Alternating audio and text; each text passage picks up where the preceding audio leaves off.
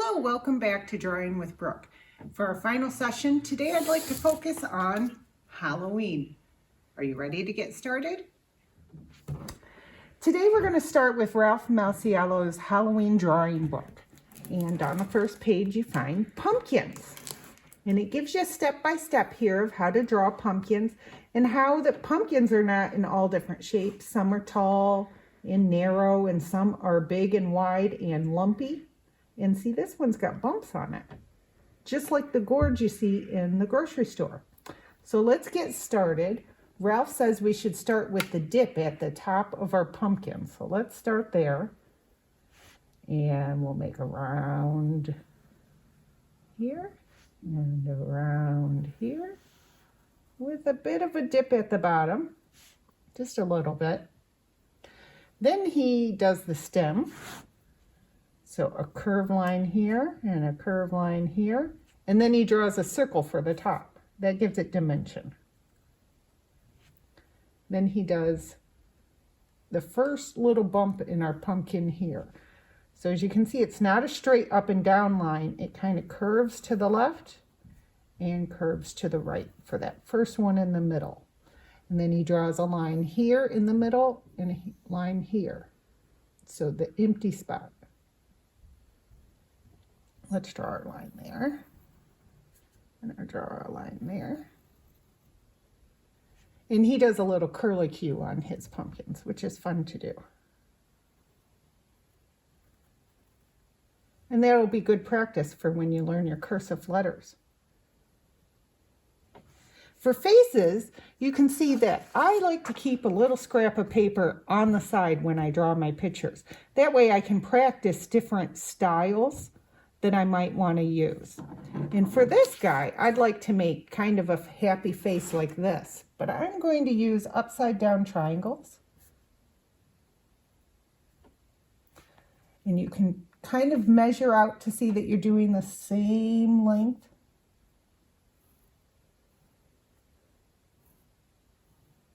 I'm going to do an upside triangle here and a big smile. And then down here, I can see he just does a wave, kind of a wavy zigzag. And then back up. And then you color it all in.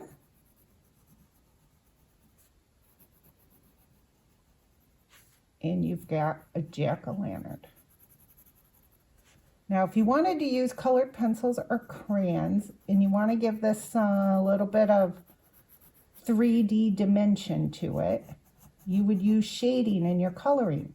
And you can see how he colors it light in here, and then right inside the ridges, it's darker, a darker orange. So that would be a way to color your pumpkin.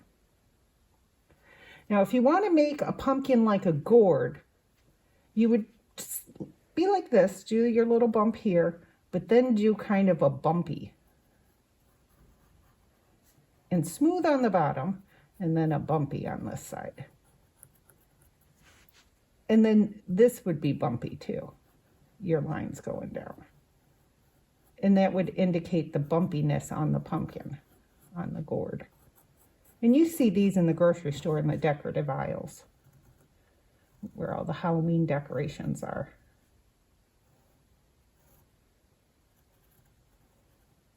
Like that. And then he can have circles. Let's go with an upside down triangle. Little nose. And he's sad. Let's give him a big tooth. For a big tooth, I'm going to come in here. And then just right here, I'm going to draw like that. So he's a sad baby pumpkin with bumps on his head. There we go. 2 examples of pumpkin jack-o'-lanterns. Next, let's draw a bat. There are different ways you can draw a bat, and mostly the bodies are done the same. A circle for the head, And bats have tiny little ears off to the side like this. You can give them 2 eyes and a smile and 2 little fangs if you want to make him a vampire bat, like so. Then if you give him a half circle for his body, he has 2 little feet that hang out the bottom, like so. Now for wings, there are different ways you can do the wings. And what Miss Brooke usually does is get my wings way off. One is short and one is long. So a way you can do that is you can measure the length that you want your wings to go. And that'll help keep them in proportion. So I'm just going to draw a curved line like this on the top. But on the bottom, you go 1, 2, 3, and 1, 2, 3, like that. There are different ways you can do wings. Let's draw another body.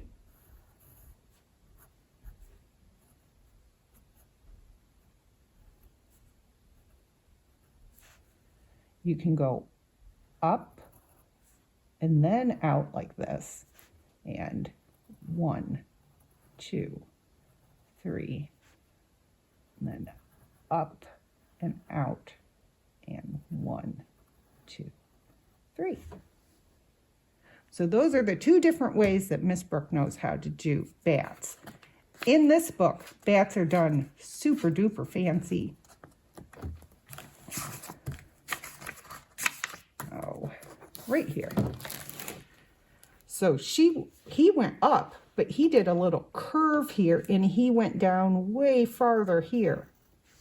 So it looks like that on his wings. Now Miss Brooke wants to show you how to do a ghost. Let's start with the head. And your head can be more of a rounded head or a little bit of a poof in the back there. So to do that, I'm going to go like that. Then you would do a long body down.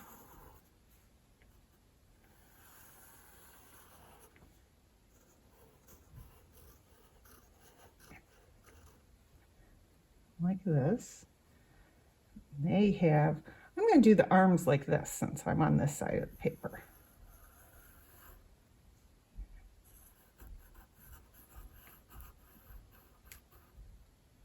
And then a bump here. I'll show you that there's 2 hands there.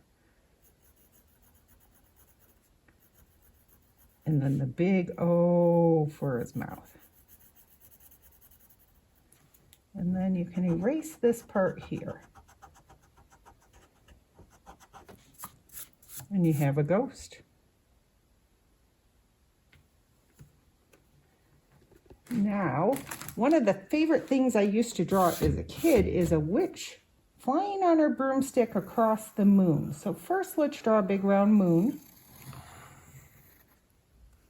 And I always start with my witch's hat. So a hat. Like that. And since she's flying across the moon, I can only see her shadow. So she's going to be all dark with no real details per se. So I draw a head.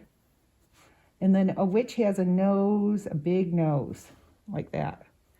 And she has a chin that sticks out. So I always draw like a bump right there. And then I color that in. So that you can see her big nose and her bumpy chin against the moon. She also has some hair that comes out the back.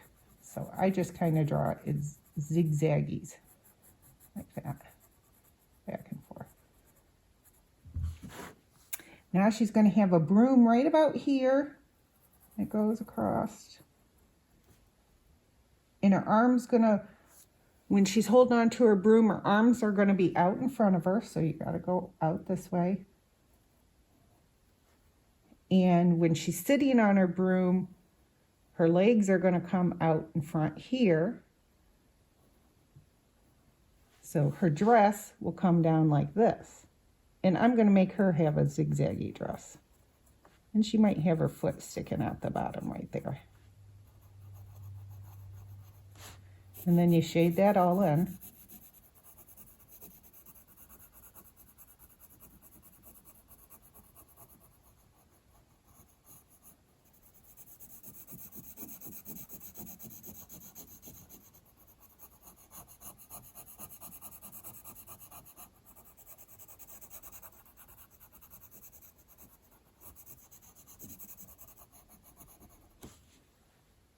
Make my broom bigger.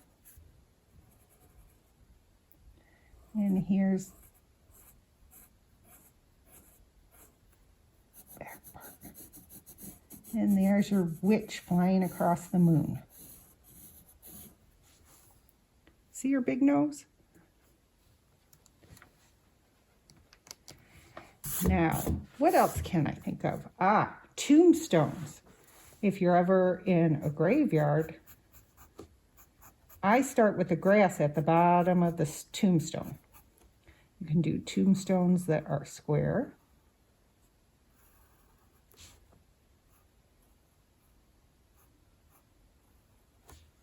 Or rounded like this.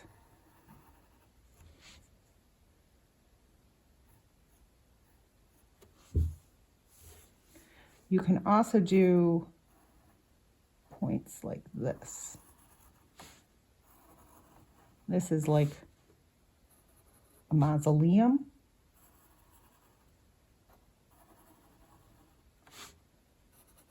That's on a base. And do some grass across the bottom. Like that. So this can be where your ghost and your bats and your jack-o'-lanterns hang out in the graveyard. The last thing I wanted to show you is a haunted house. And for the haunted house, I wanted us to follow the directions in here. For his haunted house, he starts with the door and the triangle. So let's make a triangle here. And then he does columns on each side.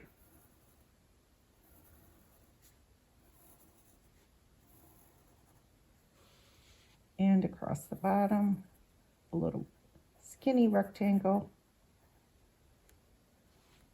And the doors come down, 2 doors.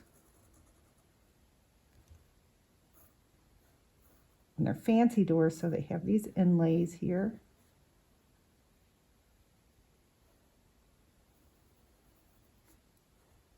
In half circles with doorknobs. And he made steps, and to make his steps look like they're getting bigger, he makes each rectangle a little bit longer. And there's 3 steps.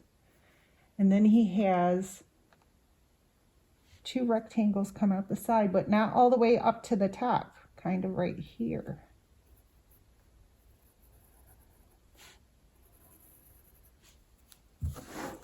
So this goes from the tip of my pencil to here. A little long on this side. Now for a haunted house, you don't have to worry about rulers or anything to keep it straight, because they're often old houses that are kind of falling apart. So if your lines aren't completely straight, that's fine, because these are old houses with saggy walls.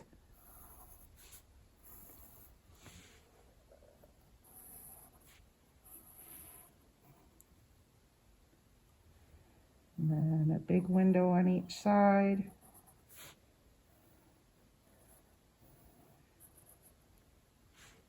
Until I saw this book, I always started with the roof on my houses, but I think starting with the front door is a great way to go. And then this has a roof that comes up like this, with windows that come up. I think we're going to stop right here, and you'll see I'll do some of these details to right here. And then we come out here and up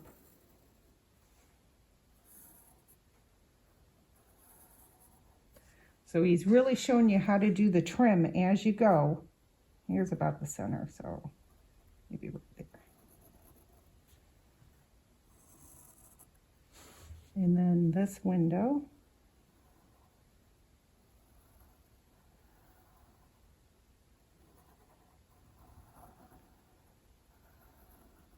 And the bushes out front.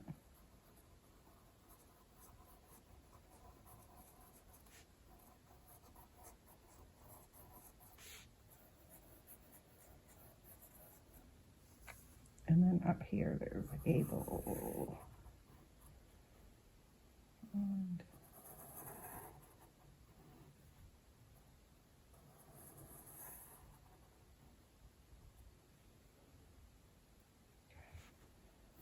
And 3 squares here.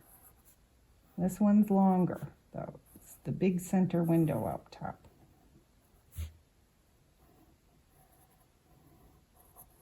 And they each have frames around them.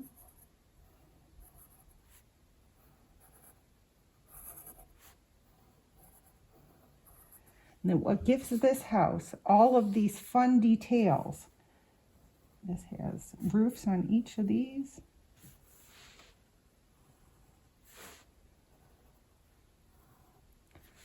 Is this little cloud piece, so like that, and like that, kind of a clover shape right on the top here. This gives it some real detail. And then look at here, it's got the little kind of a wave right up here. That gives it some more detail like you would find on an old-fashioned Victorian home. And then it's got the moon or a bat here. 1, 2, 3, 1, 2, 3, like that. You could make some lines in your roof and some shingles on your house.